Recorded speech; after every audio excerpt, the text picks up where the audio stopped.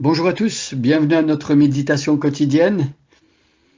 Nous continuons à explorer cette histoire de Noël.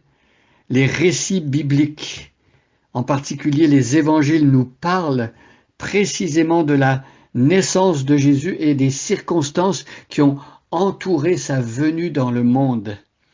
Et depuis quelques jours, nous avons commencé à lire dans l'Évangile selon Luc, le 3e évangile. Luc avec Matthieu, ce sont les deux seuls évangélistes, les deux seuls auteurs du Nouveau Testament qui nous parlent précisément des circonstances de la naissance de Jésus, des récits de la nativité. Alors je lis dans le 3e évangile, l'évangile selon Luc. Nous allons commencer la lecture au verset 1. Je vous invite à prendre votre Bible. Alors nous nous sommes arrêtés hier au verset 13 et aujourd'hui nous allons lire versets 14 et 15. Évangile selon Luc, chapitre 2, et je commence la lecture au verset 1. En ce temps-là, l'empereur Auguste publia un édit qui ordonnait le recensement de tous les habitants de l'Empire. Ce recensement, le premier du genre, eut lieu à l'époque où Quirinius était gouverneur de la province de Syrie. Tout le monde allait se faire recenser, chacun dans la localité dont il était originaire. C'est ainsi que Joseph, lui aussi, partit de Nazareth et monta de la Galilée en Judée, à Bethléem, la ville de David. Il appartenait en effet à la famille de David. Il s'y rendit pour se faire recenser avec Marie, sa fiancée, qui attendait un enfant. Or, durant leur séjour à Bethléem, arriva le moment où Marie devait accoucher. Elle mit au monde un fils, son premier-né. Elle lui mit des langes et le coucha dans une mangeoire parce qu'il n'y avait pas de place pour eux dans la pièce réservée aux hôtes. Dans les champs environnants, des bergers passaient la nuit pour garder leurs troupeaux. Un ange du Seigneur leur apparut et la gloire du Seigneur resplendit autour d'eux. Une grande frayeur les saisit. Mais l'ange leur dit, « N'ayez pas peur, je vous annonce une nouvelle qui sera pour tout le peuple le sujet d'une très grande joie. Un sauveur vous est né aujourd'hui dans la ville de David, c'est lui le Messie, le Seigneur. Et voici à quoi vous le reconnaîtrez. Vous trouverez un nouveau-né dans ses langes et couché dans une mangeoire. » Et tout à coup, apparut aux côtés de l'ange une multitude d'anges de l'armée céleste qui chantaient les louanges de Dieu. Gloire à Dieu au plus haut des cieux et paix sur la terre aux hommes qu'il aime. Quand les anges les eurent quittés pour retourner au ciel, les bergers se dirent l'un à l'autre, « Allons donc jusqu'à Bethléem pour voir ce qui est arrivé, ce que le Seigneur nous a fait connaître. » Alors hier, nous avions terminé le texte en parlant de cette armée céleste, d'autres anges qui s'étaient joints au premier, qui avaient donné le message aux bergers. Et là, ces anges se sont mis à chanter comme une très belle chorale qui chante les louanges de Dieu. On avait parlé de cette beauté qu'il y a à s'arrêter et à constater les œuvres de Dieu et à être émerveillé et du coup se mettre à louer Dieu, c'est-à-dire faire son éloge, dire du bien de lui et chanter sa joie devant lui. Et donc ici, on a les paroles de ce cantique que les anges ont chanté, un beau cantique. C'est dit ici, le texte nous dit « Gloire à Dieu au plus haut des cieux ». Alors la gloire de Dieu, elle doit atteindre le plus haut des cieux. Cette gloire qui se manifeste à Noël sur la terre, elle s'étend jusqu'au plus haut des cieux. Le ciel et la terre sont remplis de sa gloire, nous dit chapitre 6 d'Ésaïe. Saint, Saint, Saint est le Seigneur. Les cieux et la terre sont remplis de sa gloire. Ici, il est question de la gloire de Dieu qui atteint le plus haut des cieux. Et donc, il s'agit de louer Dieu dans le ciel. On s'imagine que le jour où le bébé est né sur la terre, le ciel était en fête.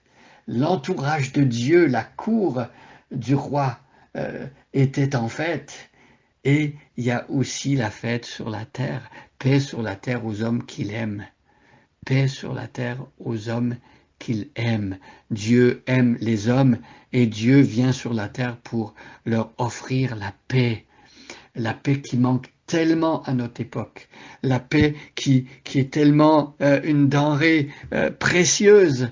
Combien de personnes riches, combien de personnes avec toutes sortes d'avantages humains souhaiteraient avoir cette paix, une paix qui ne s'achète pas, une paix qu'on ne peut pas monnayer, mais une paix qui se reçoit dans la personne de ce bébé qui vient naître, qui va grandir, devenir adulte et qui va faire la paix avec Dieu par son sacrifice.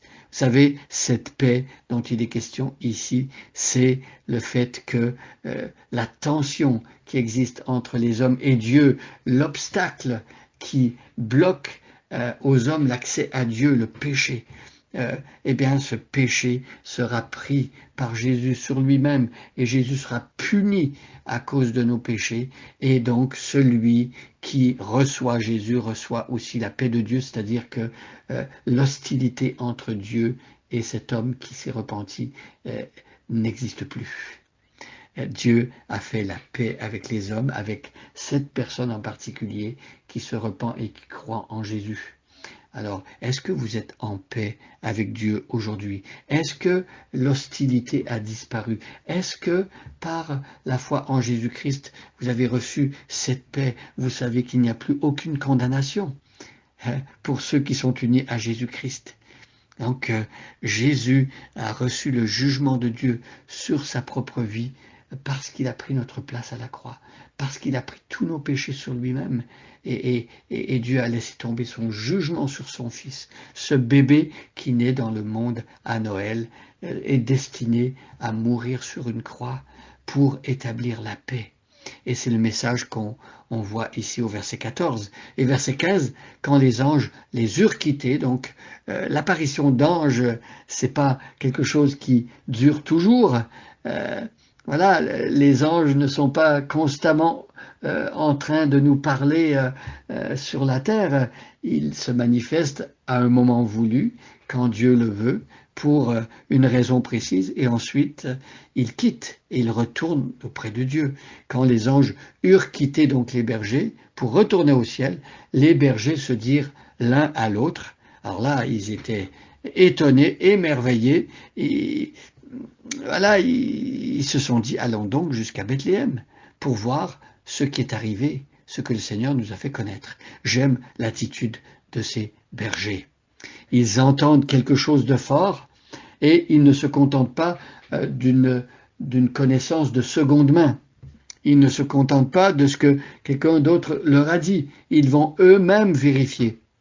Alors, je vous encourage, si vous entendez parler de Dieu, si vous découvrez le message de l'Évangile, je vous encourage à aller vous-même vérifier les textes, à aller vous-même faire cette démarche, prier, parler à Dieu, invoquez-le, vérifiez si les paroles de Dieu sont exactes et faites exactement ce que Dieu vous demande de faire, et vous saurez personnellement ce qu'il en est par rapport au message de Dieu. C'est ce que Dieu veut, une démarche personnelle de chacun d'entre nous pour que l'on puisse avoir cette conviction qui est en nous et qui est personnelle et qui ne vient pas de quelqu'un d'autre et de l'expérience de quelqu'un d'autre ou de seconde main, mais une expérience que nous faisons nous-mêmes avec Dieu, en s'approchant de lui, en lisant sa parole et en allant voir dans la Bible ce que Dieu nous dit et voir si ce qu'il nous dit est vrai. Alors, je vous encourage à faire cette démarche qu'ont fait les bergers et voir ce que le Seigneur nous a fait connaître dans la Bible. Bonne journée à chacun et à chacune et soyez bénis.